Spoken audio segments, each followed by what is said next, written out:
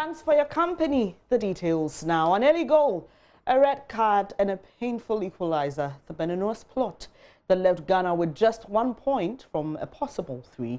Now, despite the brilliance of Captain Andrea Yu and his brother Jordan, an equalizer by the Beninois made that game look like a defeat to Ghana. Well, I've got a well-qualified panel to have a post-game analysis, and I've got George Addo Jr. here with me in studio. And hopefully we'll be joined by former GFA boss and administrator Dr. Nyaho Tamaklo and media journalist Michael Otieje. George, I listened to your commentary last night, yes, and I think the point of talk for the game, especially from the Ghanaian side, is that first goal and the red card. Yes. So we can start with the first goal. The Black Stars were caught cold. It happens in games, but it also tells you about the mental awareness of the team, because when you start the game, you have to switch on immediately. So I don't know what they were thinking about, but it looked clearly that the Black Stars had not quite switched into even first gear to start anything. And what the Beninois did was that they just went ahead and got the goal. And it was really good goal from Mikel Porte, who caught Ghana really cold in that and got the first goal. That was it. Would you say that the keeper lacked experience in that situation? Many have argued that he should not have come out, you know, or gotten off his post. Well, that was one. But I think we should rather talk about the defense line. That was too high up. The defense line was too high up. What do you mean when you say that, when I say George? too high up, I mean your last central defenders are somewhere around the halfway line. Because normally defenders are supposed to be slightly sitting in deep. But when the goal was scored, the defenders were high up on the pitch. So that makes it difficult for the goalkeeper. And there are two situations in that. You either stay and make yourself big and stop the ball, or you would try to come in and make it difficult for the player to have a better view of the post. In any of the situations, if you have a good striker who wants to score a goal, he will definitely get it. So there's very little on that. Yes, you could argue that Richard Ofori could have come out and tried, or he could have stayed on his line. But if the man was going to get the goal, as he did get the goal, it was going to be very difficult. So I don't think we should lay this one down on what the goalkeeper did. I think that the team was caught cold as the first thing, and the defense was so high up, and definitely they were vulnerable. And Benin did a fantastic job of trying to get it in there. So there's no problem with that. Were you surprised about the red card situation? I was slightly. I was wondering what was wrong. What went wrong really? Let me explain this so we can get it. After speaking to Benedict, I have a better insight into what happened. Okay. Now, first, let me describe the situation, what happened in the game, from what Benedict has told me. It was a goal kick. John Boye was the last man because all the players had gone up front to kick the ball. Then the goalkeeper called John Boye, I'm told, and said, allow me to take it. Okay. So the referee looks back at John Boye. Everybody's waiting for the ball. John Boye doesn't take it. He's called the goalkeeper to come and take it. And the referee feels that he's delaying, so he gives him a yellow card. But I'm sure that the referee is not even aware that he has already given this player a yellow card. Because it's only in the 54th minute, and it's a bit strange that players will want to be delaying at that time. Exactly my point. So the referee, watch it. Normally, when the referee knows that he has given you a yellow card already, will quickly go in. When he raised the yellow card, he quickly go in and pick the red aloft. But this one, he took the yellow road. And whilst he was writing, he realized that the guy, I've already given him a yellow card. I thought the referee probably would have loved to rescind the decision, but it was too late because he had come up with the yellow. So he had to top it up with the red. George, I'll come back to you on that particular one, but we've been joined by Dr. Nyaho Tamaklo. Thank you so much. It's a real pleasure to have you here, sir. Hello. Hello, Doc. Can you hear me, please? Yeah, I cannot hear you. All right, thank you so much for joining the show. Doc, let me just take your first impressions about Ghana's game against Benin last night. You want my genuine impression? Yes, please. Okay. Now, I think to begin with, we made a mistake, or the coach made a mistake right from the onset. Now, I don't believe the coach should have changed captain before the match at that very short time. And that had tremendous influence and impact on the coach. That's the first thing that I observed. We all know what happened after that. They are being called by the president and what they were told. To me, all these things really don't mean anything. But the effect it had on the playing body. Now, the second point was preparation. I don't believe we had adequate preparation at all. We appeared very good on paper, but the results don't show that. Then we come to selection. I was really surprised if we are going to have such an important tournament where we have all the best on the continent playing. Once again, the coach should drop certain key players, very key players. Baba Rahman, Jonathan Mensah, Afriya Ankara Wakwa, Afriya Akwa, and Asamoah. Now, if you watch carefully, the Beninians have got physically built up play, and they appeared better prepared than them. They have a sprint, and they never looked at throughout the whole match. Now, Asamoah is the type of player who can force a goal. He got that strength and also the stamina and the body build. So I believe strongly he could have even been used at the starting point. But here we found him seated on the bench throughout the whole week. And to me, that had tremendous effect on us. Now, the red card, John Boye was given a card earlier on for fouling a player. Now, John Boye has tremendous experience in tournaments. So he should have been very careful if he were to be welcome, not to attract any other card, because the next card definitely will lead to a red card. And unfortunately, that is what happened, and we found ourselves also in that position. Now, when John Boye has been given a red card, I was expecting the coach to have dropped either Achu or Jordan Ayew and bring in Asamoah or even Kudu Asamoah. Because these are very strong players. He didn't do that, and rather he dropped the other Ayew, the other one whose name I can't get immediately. Now, our defense had a problem too. The defense had a serious problem. About two of the boys, I think the left back and the right back, were new boys. When we have a player like Baba Rahman there, who could have been used effectively, he wasn't even brought in at all. The midfield also had a problem. Partey unfortunately didn't perform well, which surprised me. Wakaso did very, very well, but for Wakaso, we could have had a lot of goals yesterday. Asu was not played or plays at his natural side, that is left where he normally plays when he's featured by Newcastle. Another chap was put there, I think a gentleman by name Ajipon, who is also a new, footballer, if I'll say so. And this couldn't click properly. And then brought in a lot of disjoints, and hence the results that we have. So far, this is what I can see.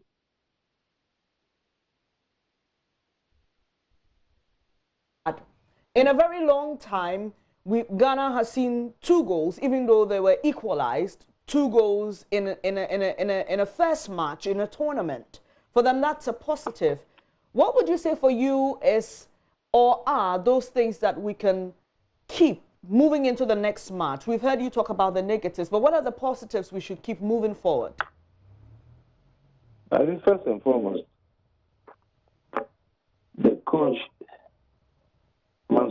that we want the cup back home. And the experienced players must be featured. Now, mind you, we are going to play Cameroon. Cameroon definitely is not a walkover. If we really want to make that match, want to win that match, or come closer to winning that match, we must definitely bring in people like Kojo Asamoah, Afri Yakwa, Jonathan Mensah, Babara. Because they know the terrain, they've been there before. And Asamoah, I keep on saying Asamoah, because Asamoah, when I was a FA boss years back, he was a very, very small boy that was brought to two brothers, and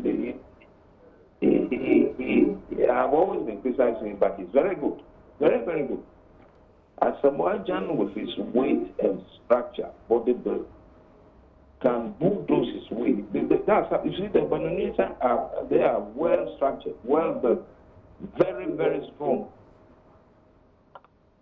And to have somebody who can really counter them, really a person like Asamoah in the front line, that's number one thing that I would suggest we do.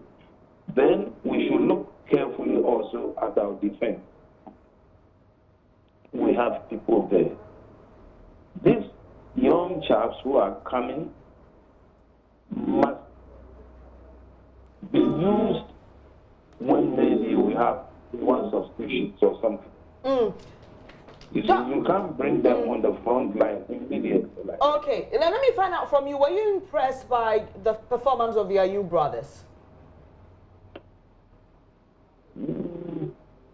It's difficult to say.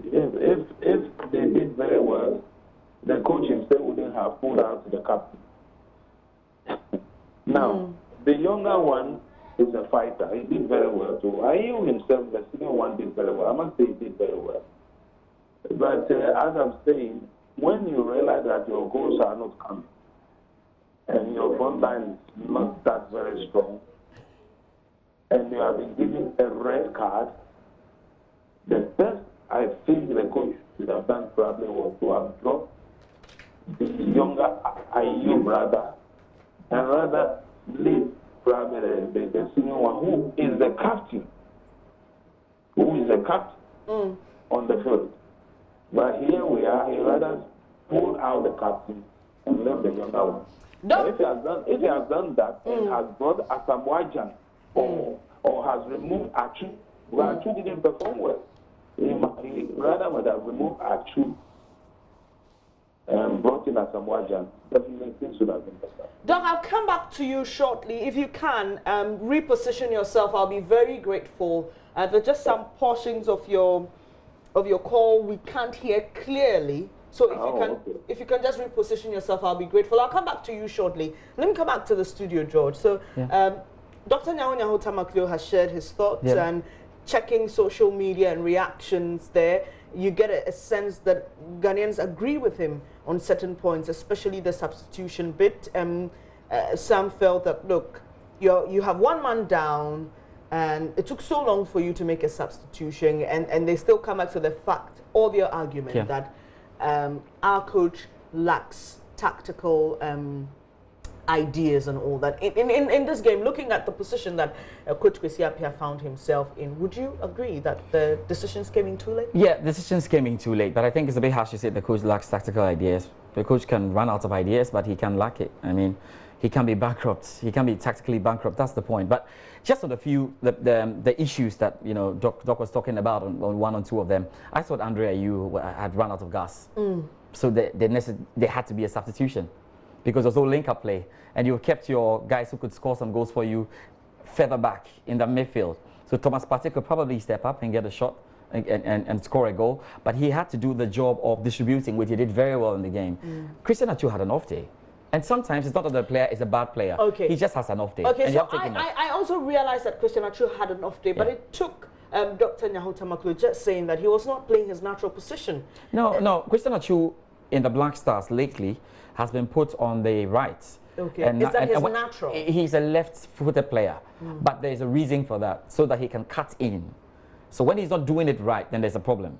But we have, because of course, on our left wing and on the right wing, we have left-footed players. And Christian Atsu is used to playing, at the right and cutting in. Even though if you put him on the left, he's naturally receiving the first ball on the left foot when he can send in a cross. So it's not entirely new to Christian Atsu where he was placed, because normally it's Christian Atsu on the right and Dede Ayew on the left. These days, Dede Ayew has not got the pace, so he's put behind the striker. And then you have Thomas Ejapon now playing the other side. So not too much. But I think it was a bad day for Christian Atsu for sure. The defense, as he spoke about, he's right on point with he's spot on with the defense. Lumo Agbenenu spent a lot of time going, and Mikel Pote, the guy who scored the 2 goals, was always rushing behind. There's a little bit of a lesson that the two have to learn. Andy Yadom and Lumo Agbenenu, they have to learn about trying to manage both attack and defense. If they're able to do that, it's fine. I don't know necessarily. I don't know if really Baba Rahman would have done better. He had experience, of course, but I'm sure Coach Kwesi as well was looking out for a team that will work. There was not, for me, there was not a lot wrong with the starting lineup. Okay. I don't think so. Right. Maybe during the game, but not starting lineup. George, so here is it. I had a question this morning that got me thinking. Someone said, "Is this over for the Black Stars at this AFCON?" And I'm asking myself, why are we asking that question, George? Aren't we being too harsh? At the end of the game, Jordan Ayew was named man of the match. Yes. Some have argued, but for that red card, Ghana could have won this game. Yeah. And so, looking forward, do you think that there is hope? Yeah. Can we progress to the next stage of this competition? There's hope because the team is able to bounce back immediately. They go down. That is good. But if you concede those 2 goals that you conceded, you have a lot of work to do. I don't think that the second goal we conceded had anything to do with being 10 against 11. Really? Yes, that was a corner kick, taking shot. The players in the box had frozen, watching, and he just came to the edge of the penalty box and hit the ball. It's similar to what happened in the first goal. When you switch off, and switching off has been a problem of this team. So they need to get the act on. They need to be switched on constantly. And if your players who switch off, then they need constant reminders from either the captain or senior members of the team or from the coach. And that's why coaches on the bench sometimes scream a lot and do that. Not every coach is animated on the touchline. Kwesi Appiah is not an animated guy. But if Kwesi Appiah can take up the role, there are other members of the technical bench who can take up the role. Because that's the problem with the boys. That second goal was needless, because we allowed them to come in and they scored the goal. So good with a fighting spirit. We have been in such positions before and recovered. But we've been in such positions before and not recovered. In 2006, we didn't start well and we're knocked out at the group stage. So we shouldn't take it for granted that we can go. Why are Ghanaians worried? Because we're playing Cameroon next. Yeah. And Cameroon traditionally beats Ghana. I know Ghana in second games, when they have messed up in the first game, are able to get the win if they want it, whether it's Mali or whoever it is. But Cameroon will be a difficult, assignment. But you can't take anything away from the boys. They can do the job if they can map out the mistakes, which I think they should. John Boye has been overly bashed. I don't think it's entirely fair. John Boye is still suffering from kissing the cash in 2014. It's never going away. John Boye is a bit of a Sergio Ramos. He'll get the cards, but he's in there. What happened yesterday, and John Boye will never have the opportunity to have the microphone to explain to anyone. That's just the reason. But listening to Benedict's explanation, he put the ball down to hit, and his goalkeeper said, "John Boye, leave it, I'll do it." And the referee doesn't understand why everybody's waiting, and you guys are messing up. He turns to John Boye and gives him the yellow card and the next red card. So I've got Michael Otieje on the line. Michael is with Media General. Hello, Michael. Hi. Great to have you here. So we've been having this discussion. I've spoken to Dr. Nyahu Tamaklo.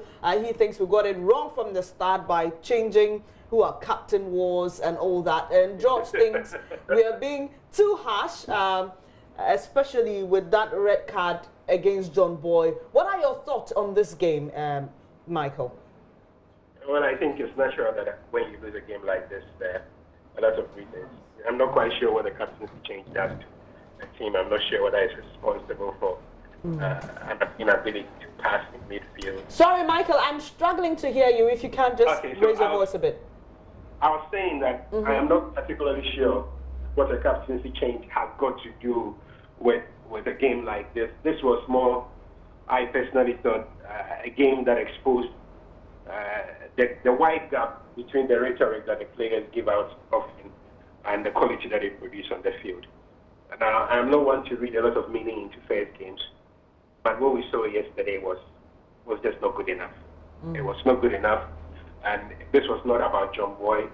it was about a collective that just didn't play well. I could single out maybe 3 players. I think to a large extent, Jordan Ayew earned himself a lot of plaudits for the way he played. Dede Ayew to a small extent for the equalizing goal, and I think Andy Adam.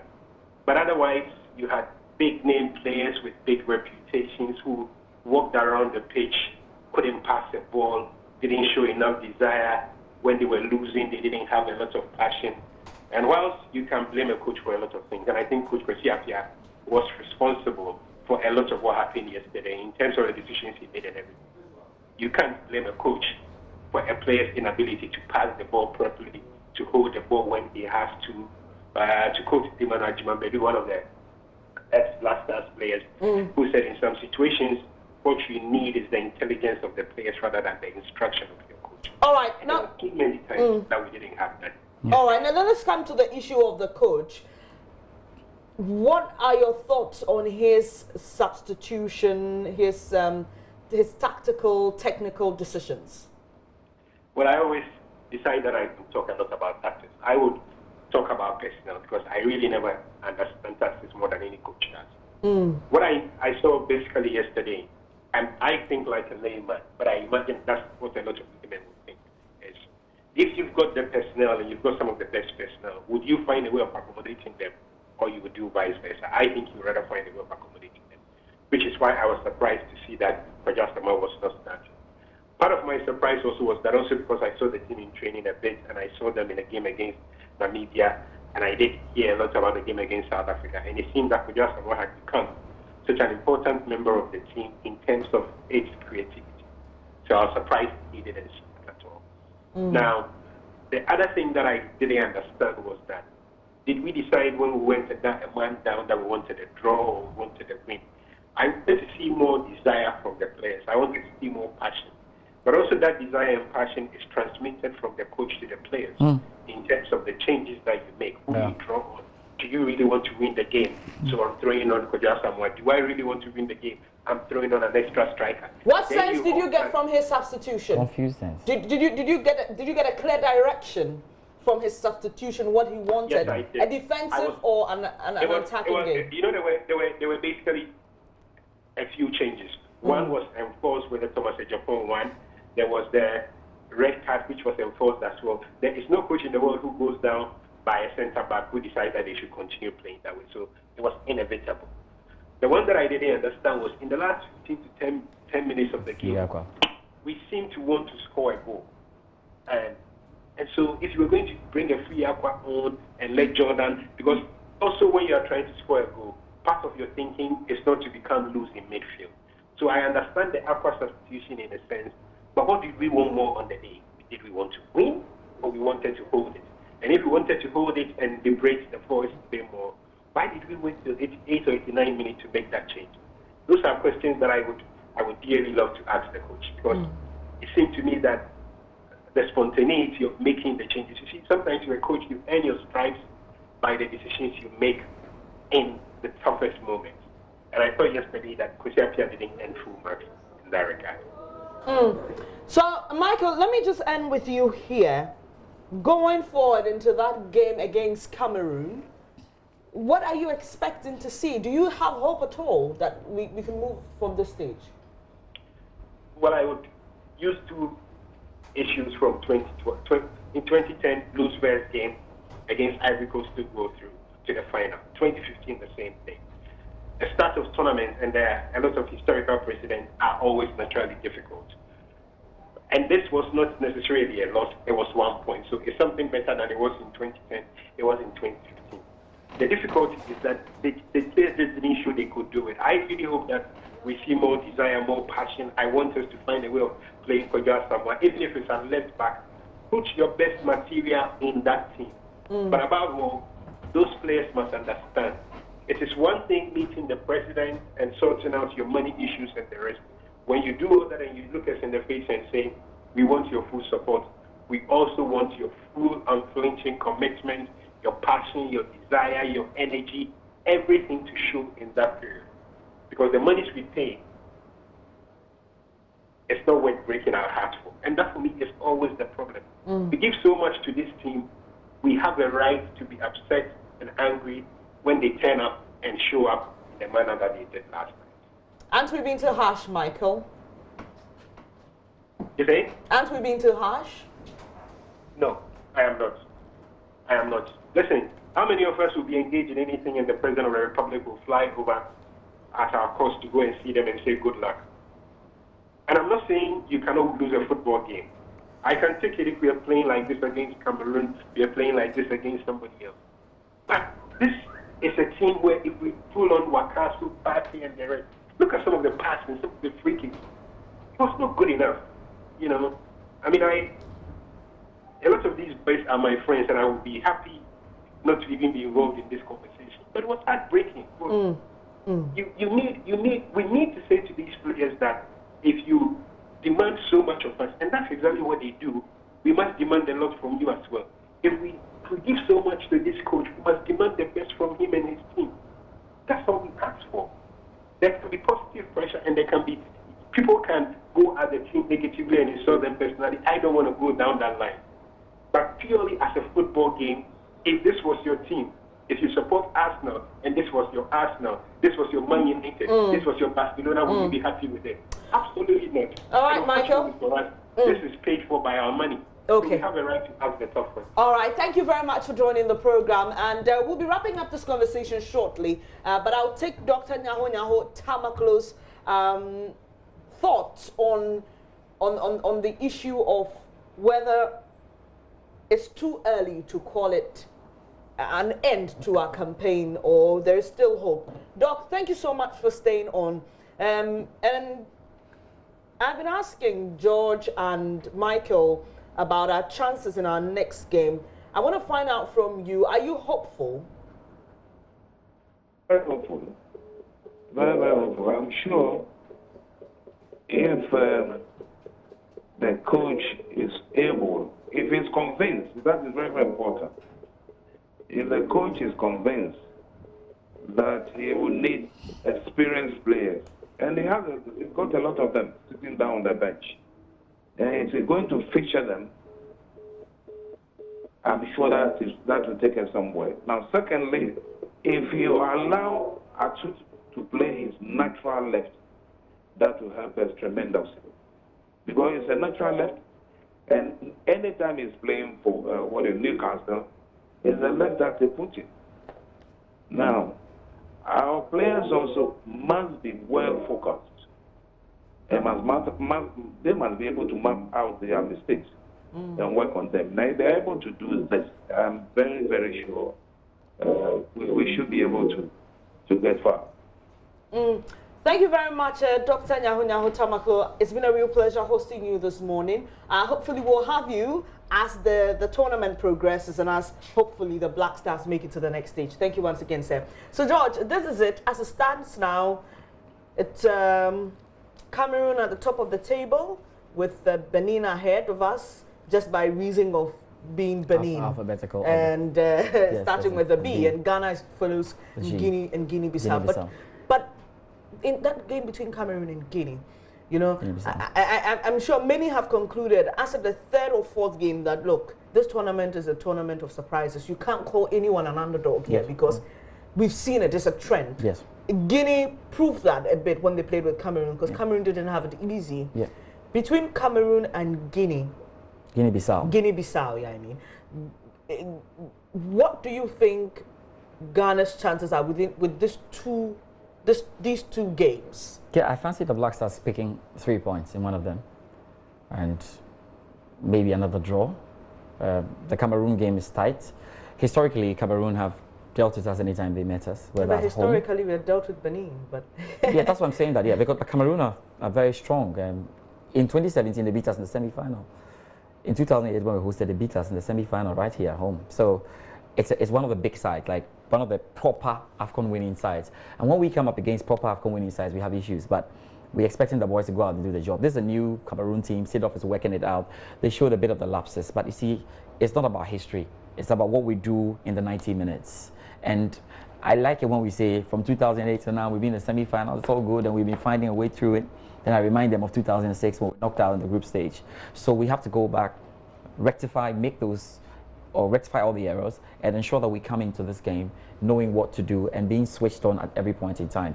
If we do that, taking it game after game, first, get your win against Cameroon, something that's good. Because the qualification to the next stage in this competition is relatively easier than before, because there's going to be the third best placed teams. About 4 of them are going through. So if you get 3 points, 2 points, 4 points, it may be enough. The real battle starts at the round of 16, but I hope that we can get the job done against Cameroon to boost the confidence of the boys and of the supporters. Now let me just bring you quickly some statistics we've gathered from the game yesterday. I will be showing them to you shortly. After that, we'll just give you some brief facts about Ghana's performance at the AFCON since we first appeared and all that we've been able to do so far. So quickly, if we can, just bring you statistics we've gathered from that game yesterday.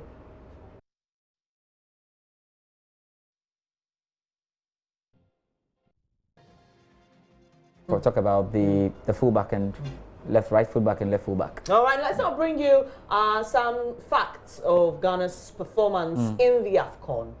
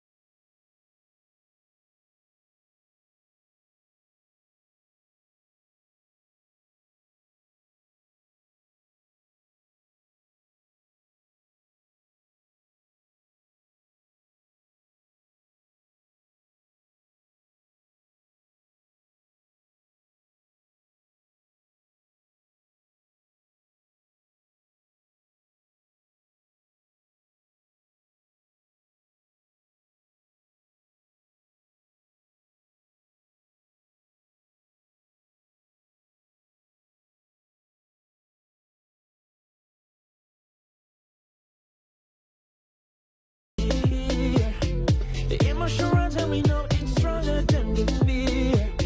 And so this is why we should go and we say yeah.